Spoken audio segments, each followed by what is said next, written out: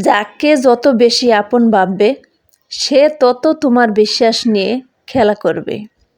জীবনে কাউকে নিজের চেয়ে আপন ভাবতে নেই। যখনই আপন ভাববেন, যখন আপনি ধোঁকা খাবেন তখন বুঝবেন, তখন সর মতন অতটুক ধৈর্য আপনার শরীরে থাকবে না। সবচেয়ে বড় ধোঁকা কি জানেন? যখন বিশ্বাস করে মানুষকে, সেই বিশ্বাসের মর্যাদা যখন দিতে পারে না, রাখতে পারে না, তখন সেই ধোঁকাটা কিন্তু সবার মতো কোনো ক্ষমতা থাকে না। তাই সবচেয়ে বেশি আপন কাউকে ভাবতে যাবেন না। তখন আপনার বিশ্বাসের মর্যাদা নিয়ে সে খেলবে। এই খেলার প্রতিনিয়ত আপনি কখনোই বুঝতে পারবেন না। জীবনে সবচেয়ে নিজের মনটাই সবচেয়ে নিজের আপন হয়। আপনি ভালো মন্দ ভাববেন, যাই করবেন, আপনার মন আপনাকে সায় দিবে আপনি কখন কি করবেন কি না করবেন। একটা মানুষের কাছে যখন বলতে যাবেন দুঃখের কথা, সুখের কথা, আজ হয়তো আপনি একটা মানুষের কাছে বলবেন, কিন্তু সে আপনাকে হয়তোবা দুইটা কথা বলে আপনাকে সান্ত্বনা দিবে ঠিকই, কিন্তু 2 দিন পর সেই কিন্তু আপনার কষ্টের দুর্বলতাটা খুঁজে নেবে। কিভাবে আপনাকে সে কাবু করতে পারবে, কিভাবে সে আপনাকে কষ্ট দিতে পারবে। মানুষের স্বার্থ যখন আঘাত লাগে তখন কিন্তু মানুষ আপন পর নিজের কোনো কিছুই বুঝতে চায় না।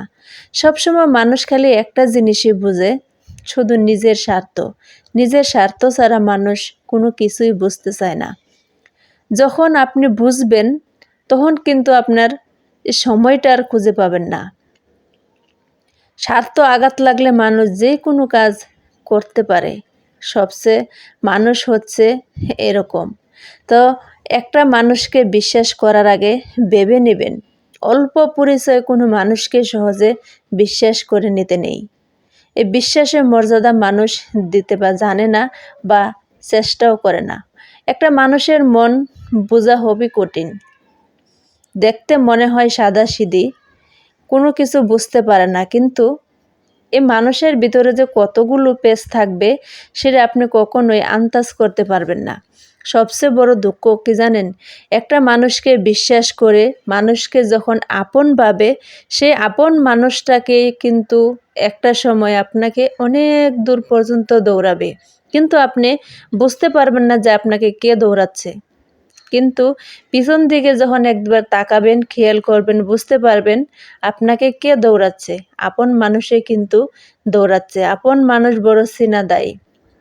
মুখে আপন সাজে সবাই, কিন্তু অন্তর থেকে কেউ কখনোই আপন হতে পারে না।